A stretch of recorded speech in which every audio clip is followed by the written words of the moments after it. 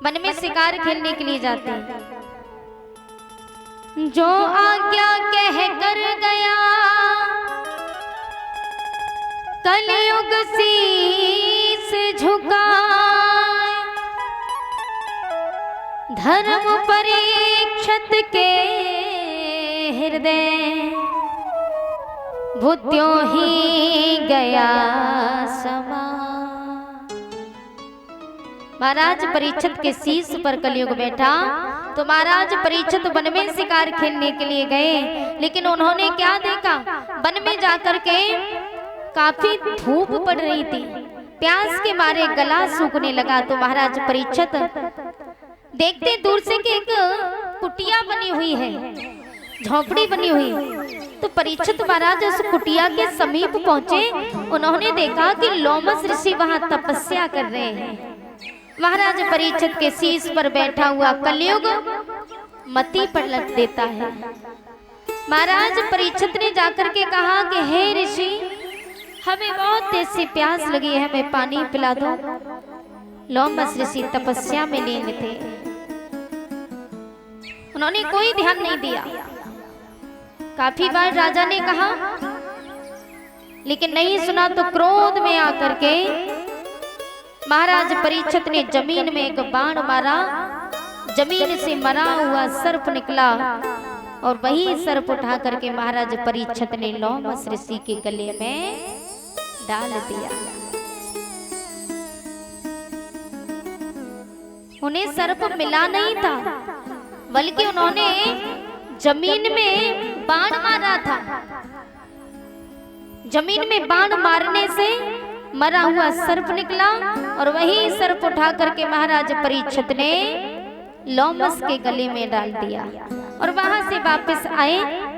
लेकिन ये नजारा साबा के पुत्रों ने देख लिया। साबा के पुत्रों ने कहा, उस राजा की इतनी हिम्मत। दौड़े दौड़े गए, श्रृंगी ऋषि को जाके बताया। बोले, राजन, हे ऋषिवर, आप यहाँ बैठे हो, लेकिन वो महाराज परीक्षित आपके पिता के गले में मरा हुआ सर्प डाल करके चले गए, आप यहाँ बैठे हो। तो श्रृंगी ऋषि को इतना क्रोध आया, क्रोध में आकर के उन्होंने ना कुछ सोचा ना समझा, श्राप दे दिया कि राजन परीक्षित, तूने मेरे बुजुर्ग पिता के गले में मरा हुआ सर्प डाला, इसलिए हम भी तुम्हें ये श्राप देते हैं कि वही तक्षक सर्प 7वें दिन जीवित होकर के तुम्हें डस लेगा।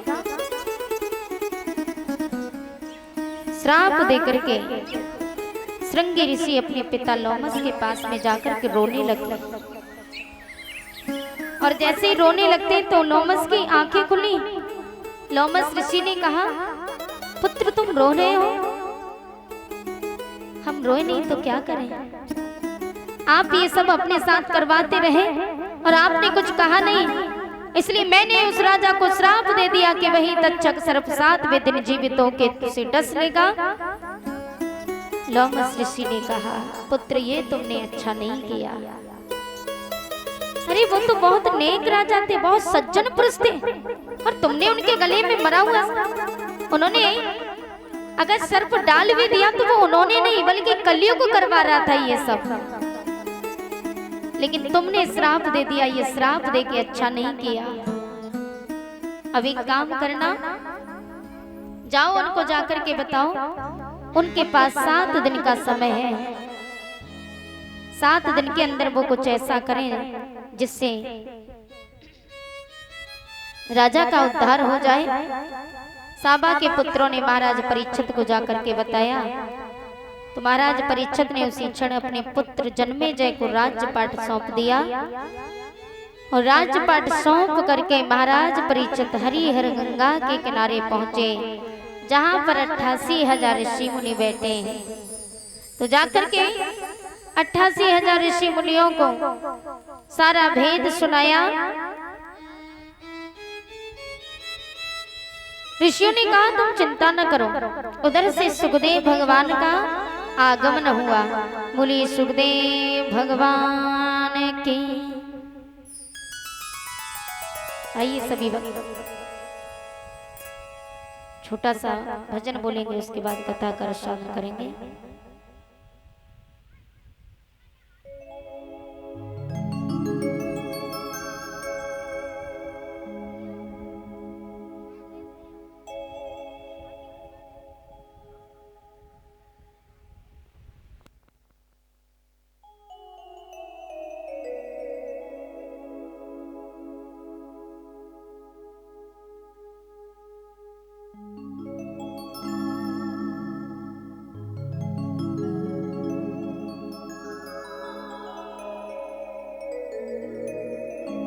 श्री राधे। हेलो बोलो गोविंद भगवान की जय हो। राधा रमण सरकार की जय। बोलो बांके बिहारी लाल की जय। बोले हनुमान जी महाराज की तू सूरज मैं सूरज मुखी हूँ पिया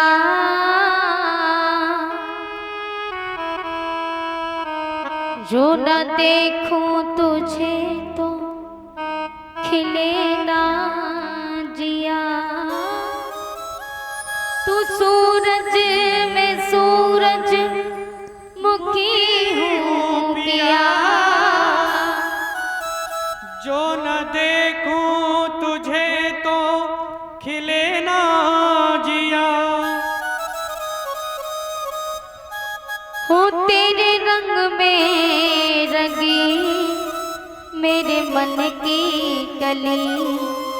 तेरे रंग में रंगी मेरे मन की कली।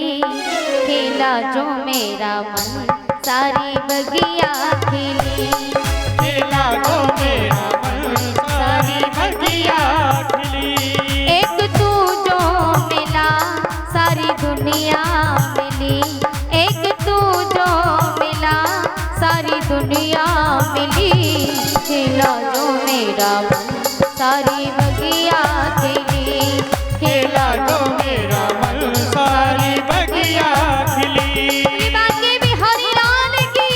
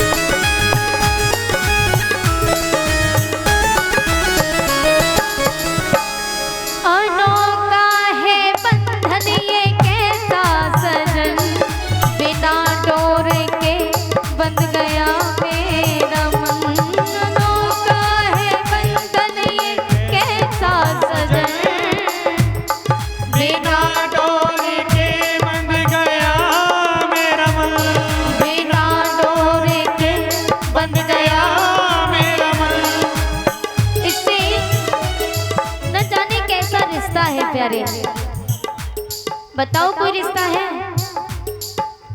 हम वृंदावन जाते हैं तो ये बुलाता है हमें, फोन करता है क्या?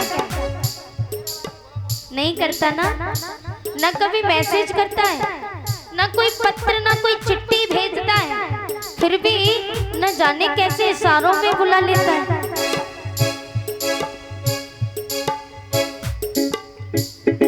कहूँ तो है नहीं और ना कहूँ तो है, और इस हाँ ना के बीच में कुछ ना कुछ तो है।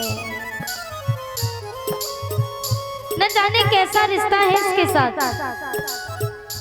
रिश्तेदार बुलाते ना फोन करते, लेकिन इसने तो कभी फोन भी नहीं किया, ना कोई संदेशा भेजा, ना कोई मैसेज किया, फिर भी न जाने ऐसे कैसा रिश्ता बन जाता है। ऐसा लगता है कि जन्मों जन्मांतर का रिश्ता है।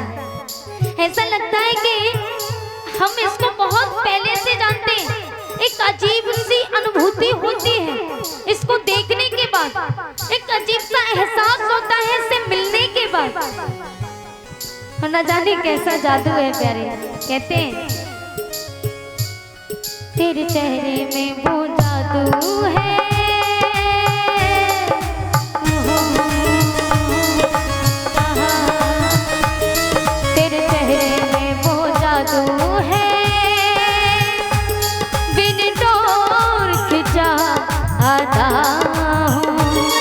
जाना होता है और कहीं तेरी ओर चला आता हूँ, वो तेरी ओर चला आता हूँ।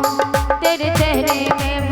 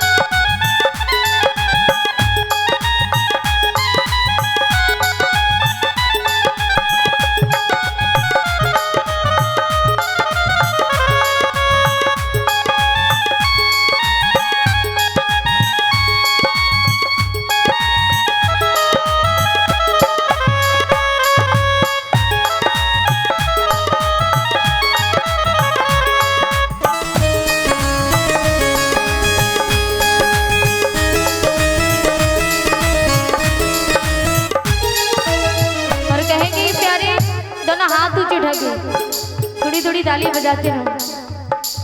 भगवान से कहो कि प्रभु हम जब स्कूल में पढ़ने के लिए जाते ना, हाजिरी लगाई जाती है, नाम बोलते हैं तो कहते कि मैं प्रेजेंट हूँ, मैं आया हूँ। तो यहाँ भगवान का स्कूल है, भगवान का दरबार है, यहाँ भी हाजिरी लगा के हाथ उठा के कहते हो कि प्रभु हम आए हैं। अनोखा है बंधन ये कैसा सजन, बिना डोर के बंध गया मेरा मन। अनोखा है बंधन ये कैसा सजन, बिना डोर के बंध गया मेरा मन। हाँ बिना डोर के बंध गया मेरा मन। तू जिधर ले चला उधर मैं चली, तू जिधर ले चला उधर मैं चला। खिला दो मेरा मन सारी बगिया खिली, खिला दो मेरा मन सारी बगिया खिली। एक तू जो मिला सारी दुनिया मिली, एक तू जो मिला सारी दुनिया मिली। खिला दो मेरा मन सारी बगिया खिली, खिला दो मेरा मन सारी बगिया खिली। बोली बांके बिहारी राम की।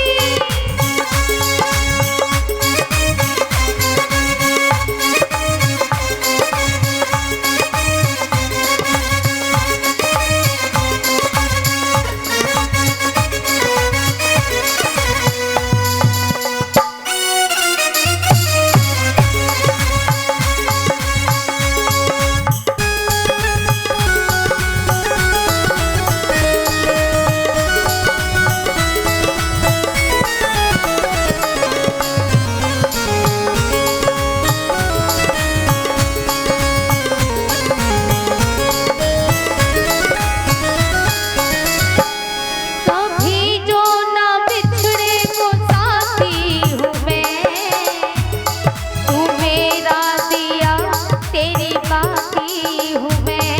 कभी जो ना बिछड़े को साथी हूँ मैं, तू मेरा दिया तेरी बाती हूँ मैं। तू मेरा दिया तेरी बाती हूँ मैं।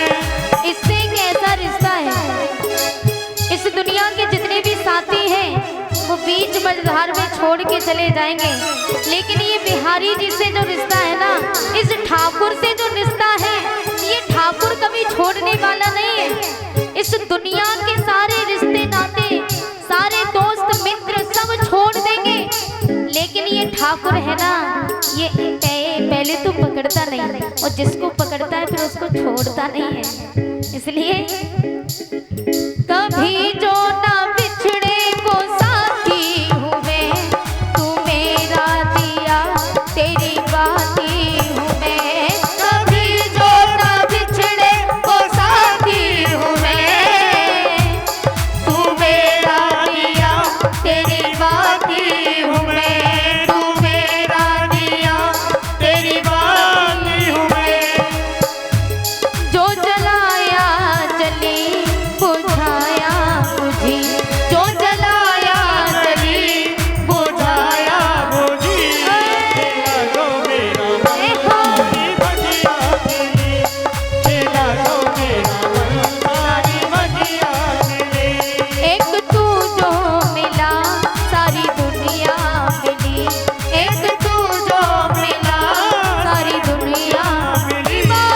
खिला दो मेरा मन सारी बगिया खिली, खिला दो मेरा मन सारी बगिया खिली, खिला दो मेरा मन सारी बगिया खिली, खिला दो मेरा मन सारी बगिया।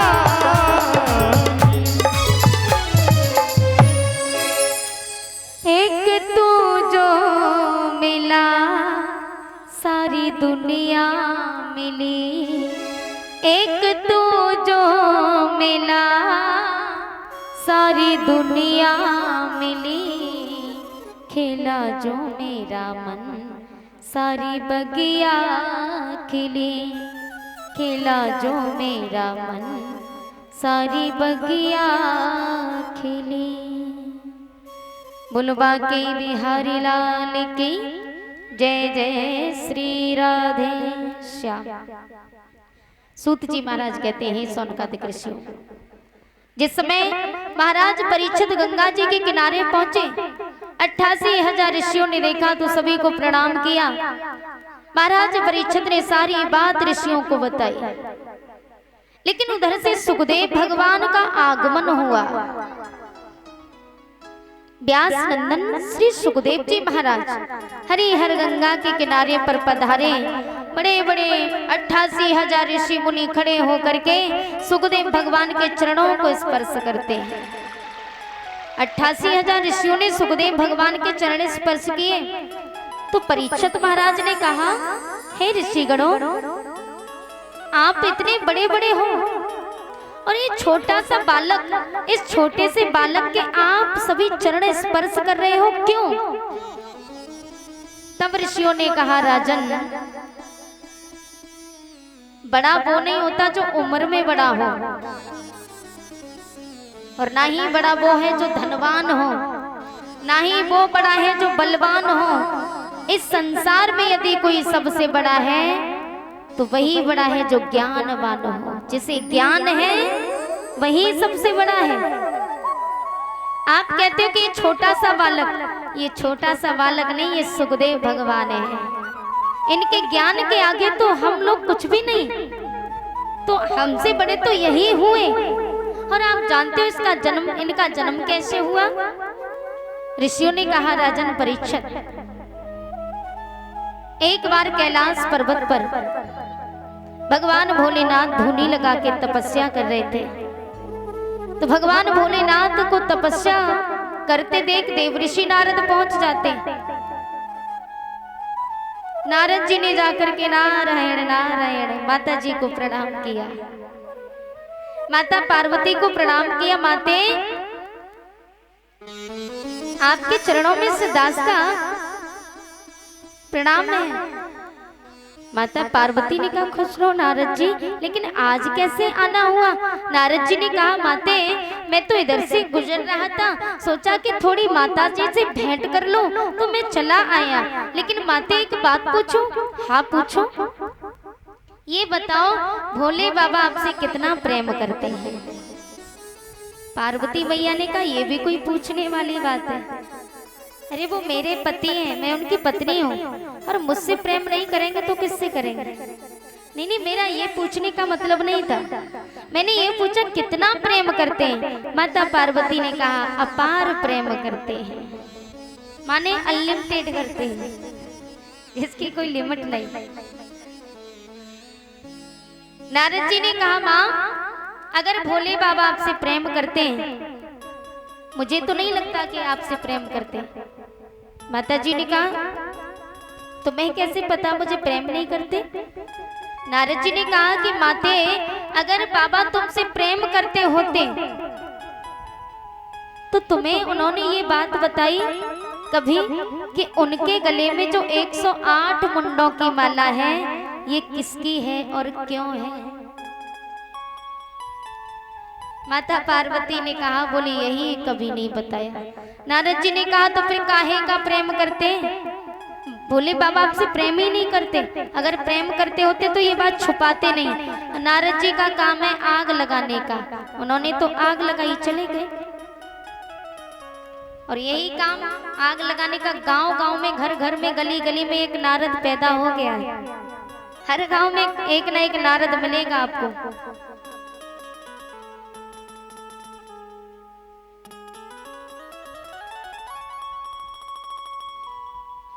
प्रत्येक गांव में एक न एक नारद आपको जरूर मिलेगा। ऐसे बहुत नारद होते, किसी किसी की शादी तोड़वा देते। ऐसा हुआ है, एक गांव का लड़का था, पढ़ा लिखा था, अच्छा खासा था, अच्छे खासे घर का था।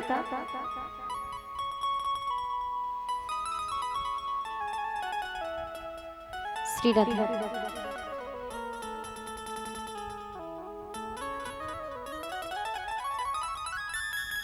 तो गांव का लड़का था, पढ़ा लिखा था, अच्छे खासे परिवार से था, और उसका एक पड़ोसी था, उसकी शादी नहीं हो रही थी। तो जो पड़ोसी था उसकी शादी नहीं हो रही थी, लेकिन जो लड़का पढ़ा लिखा था उसकी शादी वाले आए, रिश्ता आया अच्छे खासे परिवार से। लड़के को देखा, पसंद किया, बहुत अच्छा लड़का है, लेकिन पड़ोसी को सहन नहीं हुआ। बोले मैं शादी के लिए बैठा हूँ लेकिन इसका रिश्ता आया है, सहन नहीं हुआ। वो रास्ता घेर के बैठ गया। बोले इधर से ही जाएंगे ना तब भेंट कर लूंगा। तो रास्ता घेर के बैठ गया, इंतजार करता रहा। शादी पक्की करके लड़की वाले जब जाने लगे तो उसने अपनी तरफ से रोका। बोले भैया राम राम। राम राम भैया। भैया हमने सुना है कि आप फलाने सिंह को देख के आए हो। बोले हाँ देख के तो आए हैं। बोले चलो ठीक है, पक्का हो गया ना रिश्ता। बोले हाँ पक्का हो गया। बोले चलो ठीक है। लड़की वाले ने कहा मतलब बात क्या है, बात बताओ। बोले कुछ नहीं, आप जाओ रहने दो, अब छोड़ो, जो है रिश्ता पक्का हो ही गया, अब क्या है। बोले नहीं नहीं बताओ, हम अपनी लड़की ब्याहेंगे उस घर में तो रिश्ता ठोंक बजा के करना चाहिए ना। तो लड़की वाले ने कहा बताओ कोई ऐब है क्या। बोले नहीं नहीं ऐब कुछ नहीं है, लेकिन क्या। बोले जब कभी तम्बाकू खा लेता है, लड़कों के साथ में फंस जाए तो तम्बाकू। बोले तम्बाकू खा लेता है। हाँ। अरे भैया लेकिन रोज रोज नहीं खाता, जब कभी, जैसे कि कभी कभार जैसे सिगरेट पी ले तो तम्बाकू खा लेता। अरे सिगरेट भी पी लेता है। अरे रोज नहीं, जब कभी। जैसे मान लो कि जैसे कभी कभी दारू पी ली तो सिगरेट भी पी लेता है। बोले दारू भी पी लेता है। अरे भैया रोज रोज थोड़े ही ना पीता है दारू। बोले जब कभी पी लेता है, जैसे कभी कभार जुआ खेले तो पी लेता है। बोले जुआ भी खेलता है। अरे भैया रोज रोज नहीं खेलता, जब कभी। और जब कभी में ऐसी आग लगाई, घर जा करके लड़की वाले ने मना कर दिया, रिश्ता टूट गया। तो भैया घर घर में, गली गली में एक न एक नारद पैदा हो गया, चुगलखोर चुगली करते हैं। इसलिए अपने पेट का भेद किसी को मत बताना। आजकल दोस्त बनकर के ही दगा देते हैं।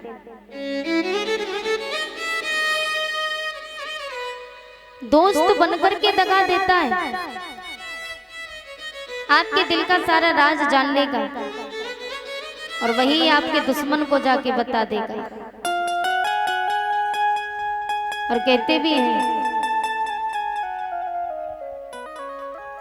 किसी सा टूटे गुल मच जाए, दिल टूटे आवाज न आए,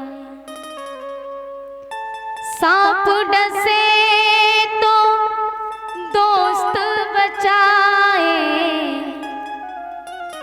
पर दोस्त डसे तो कौन बचाए, दोस्त डसे तो कौन बचाए।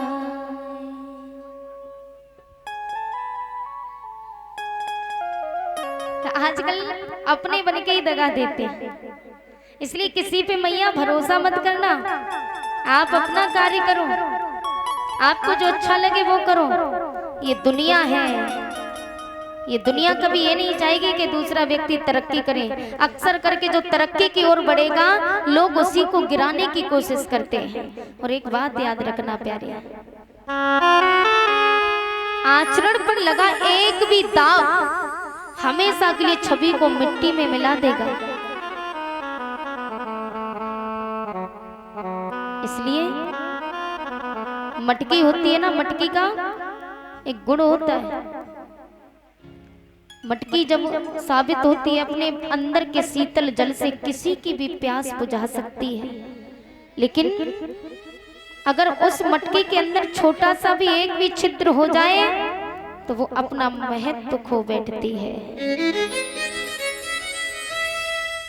इसलिए आप पर बड़े बड़े दायुक्त होते हैं, और जिन व्यक्ति पर बड़े बड़े दायुक्त होते हैं उनको बड़ा सोच समझ करके चलना चाहिए। जिन पर बड़े बड़े उत्तरदायित्व होते हैं उन्हें अत्यंत सावधान रहना चाहिए, क्योंकि आचरण पर लगा एक भी दाग हमेशा के लिए छवि को मिट्टी में, हमेशा के लिए धूल में मिला सकता है। इसलिए अपनी कमियों को पहचानो और उनका नाश करो, इससे पहले कि वो आपका नाश कर दें। आप अपनी कमियों का नाश कर दो। आपने देखा है कि नमक और मिश्री, नमक या चीनी मान लो, तो नमक और चीनी दोनों का रंग एक समान होता है और दोनों ही देखने में एक समान होते हैं। नमक और मिश्री जो होती है ना, नमक और मिश्री दोनों का रंग एक समान होता है और दोनों देखने में एक जैसे होते हैं, किंतु दोनों के गुण एक दूसरे से बिल्कुल भिन्न है, बिल्कुल अलग है। जहां एक और नमक जल में घुलने के बाद, जल में नमक को घोलने के बाद उसके स्वाद को और भी खारा बना देता है, वहीं दूसरी ओर मिश्री जल में घोलने के बाद उसके स्वाद को और भी मीठा बना देती है। इसलिए प्यारे, हम भी जीवन में अनेक मनुष्यों से मिलते हैं, कुछ नमक की भांति होते हैं तो कुछ चीनी की भांति, कुछ मिश्री की भांति होते हैं। कुछ नमक की भांति हमारे जीवन में आते हैं और कड़वाहट घोल करके खारापन बढ़ा के चले जाते हैं, और कुछ मिश्री की भांति, कुछ चीनी की भांति आते हैं जो हमारे जीवन में मिठास घोल के चले जाते हैं। इसलिए व्यक्ति के रूप रंग को नहीं बल्कि उसके गुण को महत्व दीजिए, क्योंकि अगर रंग रूप को महत्व दोगे तो जीवन में आप धोखा ही धोखा खाओगे। अगर आपने गुण को महत्व देना प्रारंभ कर दिया तो जीवन में आपको कोई धोखा देने वाला नहीं। बोलो राधे राधे। समझ में आया ये बात कि नहीं आई? बोले गोविंद भगवान की। तो मैया पार्वती से जाकर के नारद जी ने कहा कि माते, अगर भोले बाबा आपसे प्रेम करते हैं तो उन्होंने क्या ये बात बताई कि उनके गले में जो 108 मुंडों की माला है ये किसकी है और क्यों है। नारद जी की बात सुन के माता पार्वती ने कहा यही बात कभी नहीं बताई। बोले कभी ना बताई तो फिर काहे का प्रेम करते? बाबा आपसे प्रेम करते ही नहीं। नारद जी तो आग लगा के चले गए। अब मैया पार्वती क्रोध में आग बबूला हो गई और लम्बों से घूंघट मार के कैलाश पर्वत पर बैठ गई। भोले बाबा की धुनी खुली तो भोले बाबा ने पार्वती को देखा कि पार्वती मैया लम्बों से घूंघट मार के बैठी है। भोले बाबा पूछने लगे पार्वती, अरे ओ पार्वती, मैया की सांसें ऊपर नीची हो क्रोध के मारे। भोले बाबा समझ गए। बोले घूंघट में कुछ घोटाला है, लंबा सा घूंघट है, आज तक नहीं पड़ा। बोले आज पड़ा है। बाबा ने कहा क्या बात है? पार्वती ने कहा मुझसे बात मत करो। हुआ क्या? बाबा आप हमसे इतना झूठ बोलते हो। बोले मैंने क्या झूठ बोला? झूठ ये बोला, पहले ये बताओ आप हमसे कितना प्रेम करते हो? प्रेम? अरे मैं तो तुम्हें बहुत प्रेम करता हूँ। झूठ बोल रहे हो। अगर आप हमें प्रेम करते तो आप हमसे इतनी बड़ी बात नहीं छुपाते। आपके गले में जो 108 मुंडों की माला है ना, ये किसकी है और क्यों है? बाबा ने कहा यहाँ कोई आया? बोले नहीं नहीं यहाँ कोई नहीं। बोले यहाँ नारद जी आए थे ना। मैया ने कहा कोई नहीं आया, बताते हो कि नहीं? बाबा ने कहा अच्छा ठीक है कोई बात नहीं। सुनो, मेरे गले में जो 108 मुंडों की माला है ना, ये किसी और की नहीं बल्कि तुम्हारे मुंडों की माला। मेरे? हाँ। भोले बाबा ने कहा कि तुम 108 बार मर के जीवित होती गई और मैं तुम्हारे मुंडों को इकट्ठा करके माला बना के पहनता गया। अब तो मैया और भी क्रोधित हो गई। बाबा मैं 108 बार मर के जीवित होती गई, तुम तब तक जिंदा ही बने रहे। तुम्हें एक भी बार ख्याल नहीं आया जो तुम मेरे मुंडों को इकट्ठा करते रहे? भोले बाबा ने कहा मैं नहीं मरता। क्यों नहीं मरते हो? बाबा कहते मैं तो अमर हूं। पार्वती मैया ने कहा तो फिर मुझे भी अमर करो, मैं भी अमर होना चाहती हूँ। भोले बाबा ने कहा मैं तो अमर कथा जानता हूँ, हाँ तो मुझे भी सुनाओ। पार्वती मैया भोले बाबा से कहती बाबा मैं कथा सुन के मानूंगी। हट पकड़ ली। भोले बाबा ने कहा ठीक है। तो कहते ना कि त्रिया हट, तो त्रिया हट होवे कि त्रिया चरित्र होता है। महाराज जी आप कहीं भी बैठ जाओ हमारी नजर आप ही पे। हाँ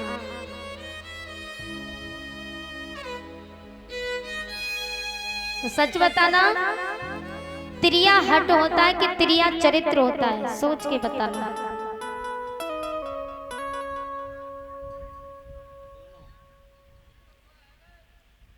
हमने एक पूछा त्रिया हट, हट ऐसी होती है जो हट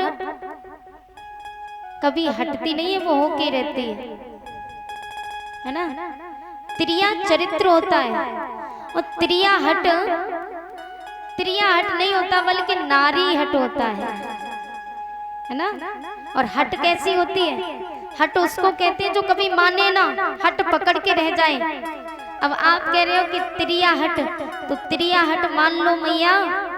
सच बताना जैसे आपके पति दिन रात मेहनत कर रहे हैं, बच्चों को भी पाल रहे हैं, बच्चों को पढ़ा भी रहे हैं, और आप कहो कि हमारे भैया की शादी है, हमें 5,000 की साड़ी दिलवाओ। पति की जेब में पैसा नहीं है एक भी, आप हट पकड़ लो, तो क्या आप हट पकड़ के रह जाओगे? अपने पति की परेशानी समझोगी या नहीं? समझोगी ना। वही स्त्री है जो पति की परिस्थितियों को समझे, उस नारी को नारी कहते हैं, और जो पति की परिस्थितियों को ना समझे वो नारी नारी नहीं। तो माताएं अपने पति की इस स्थिति को समझती हैं, तो फिर वो हट नहीं करती, तो फिर ये हट नहीं रही। त्रिया हट नहीं होता बल्कि नारी हट होता है, और नारी हट ये नारी नहीं बल्कि ये नारी होती है। इस नारी ने अगर हट पकड़ ली कि अब हमें बंद होना है, तो कितनी भी औषधि करवाना, कितने भी वैद्यों को, कितने बड़े बड़े डॉक्टरों को दिखाना, ये नारी दोबारा चालू होने वाली नहीं है। इसको कहते हैं नारी हट। दूसरी होती है बाल हट। तो कहते हैं कि बाल हट ऐसी हो में मैया अगर लल्ला रो जाए और लल्ला कहे तो कि मैया चंदा मामा ला के दो, तो क्या आप चंदा मामा तोड़ के लाती हो? नहीं लाती ना। अरे वो आपका बेटा है, माँ अपने बेटे को चाहे जैसे चुप करा ले, बाहों के झूले में झूला झुला के, लोरी सुना के, जैसे चाहो वैसे माँ अपने बेटे को छुपा सकती है, लेकिन बालक की हट पूरी नहीं कर सकती, क्योंकि बच्चा हट कोई सी भी कर सकता है। बच्चा कहे कि मेरे लिए तारे तोड़ के लाओ, तो माँ तारे तोड़ के तो नहीं ला सकती। तो ये बाल हट नहीं होता बल्कि ये बाल हट होता है। इन बालों ने अगर ठान लिया कि भैया अब हमें सफेद होना है, कितनी भी डाई करवाना, कितनी भी पॉलिश करवाना, ये दोबारा काले होने वाले नहीं। कुछ क्षण के लिए तो काले हो जाएंगे, लेकिन आजीवन काले होने वाले नहीं है। बोलो राधे राधे। जोर से बोला करो मैया, राधे राधे ऐसे बोला करो। और हम बताएं क्यों कहलवाते हैं बार बार? हम इसलिए कहलवाते हैं कि दिन भर में मैया न जाने कितनों की चुगली करके आती होंगी।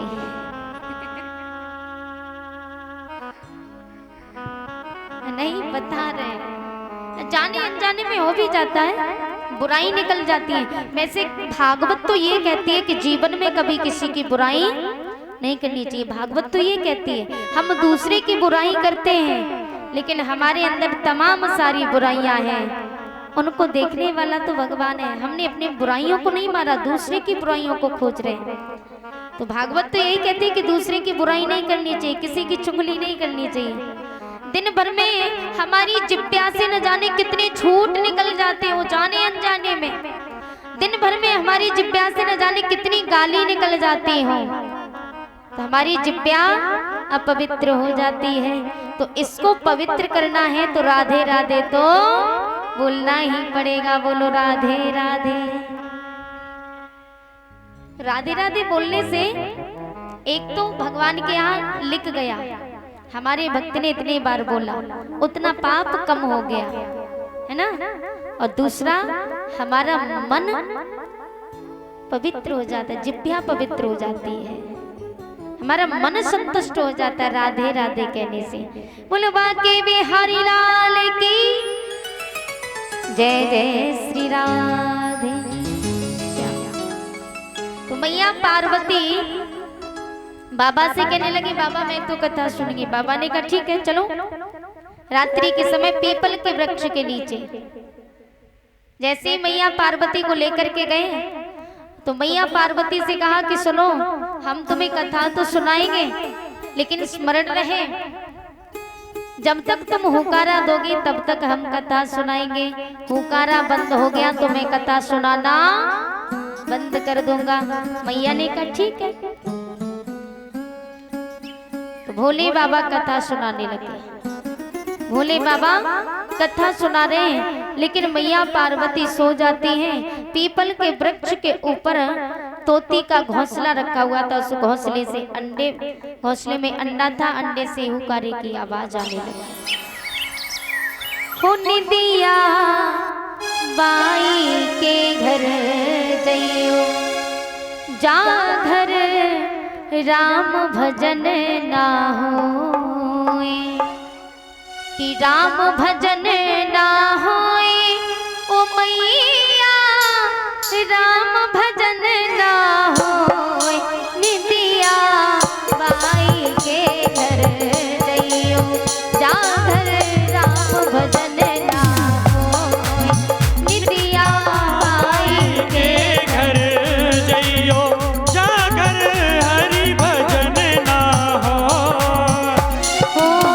हरि भजन ना होए ओ मैया, राम भजन ना होए। हाँ हरि भजन ना होए ओ मैया, राम भजन ना होए। ओ निदिया बाई के घर जइयो, जागर राम भजन हो।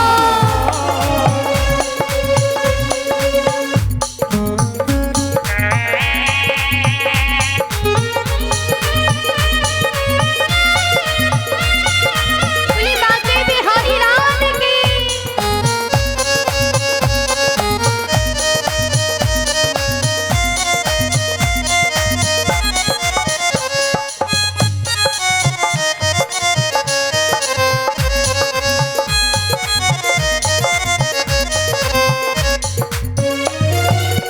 पार्वती शंकर से बोली, कथा सुनाए देव मोए।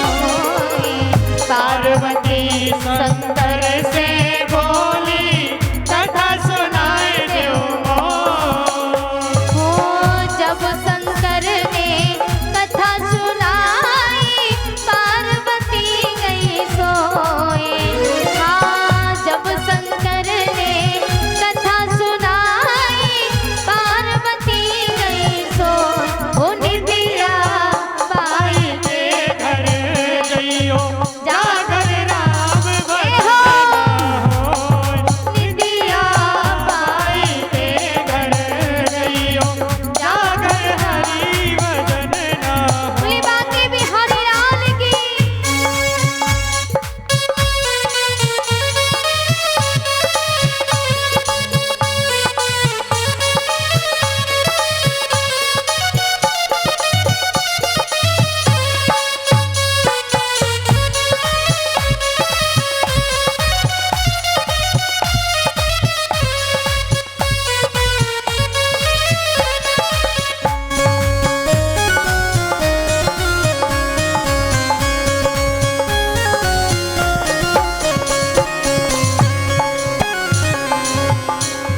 कि राम को नाम सुखदाई रे।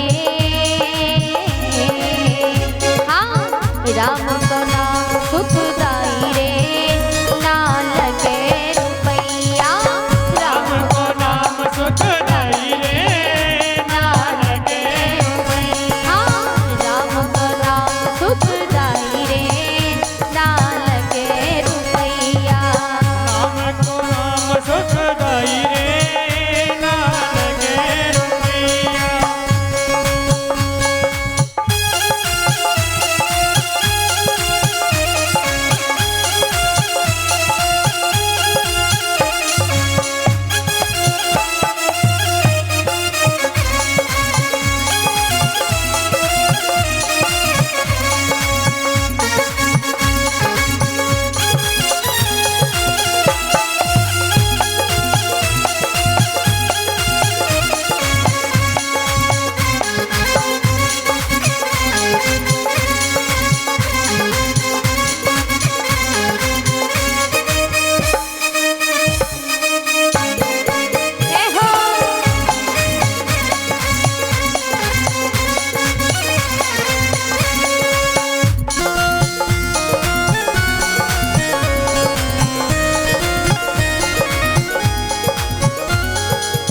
एक दिना मीरा ने जप लयो, एक दिना मीरा ने जप लयो, एक दिना मीरा ने जप लो, एक दिना मीरा ने जप लो।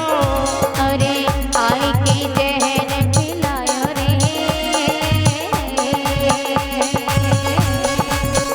हाँ, जहर को अमृत बनायो रे, ना लगे रुपैया।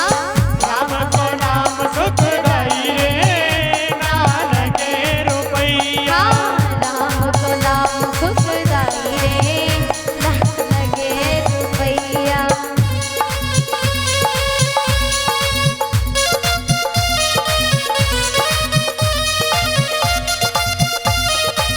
ए हो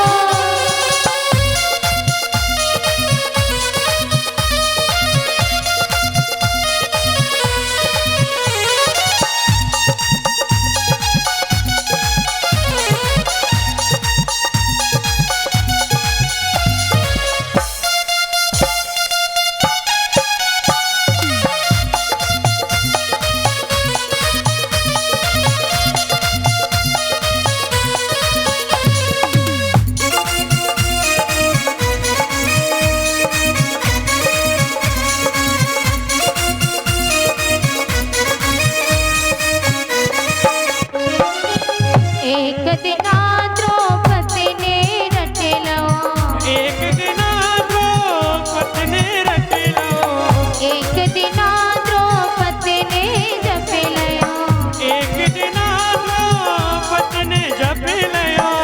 आई के चीर बढ़ायो रे। हाँ, आई के चीर बढ़ायो रे, ना लगे रुपैया। राम को नाम सुखदाई रे, ना लगे रुपैया। राम को नाम सुखदाई रे, ना लगे रुपैया।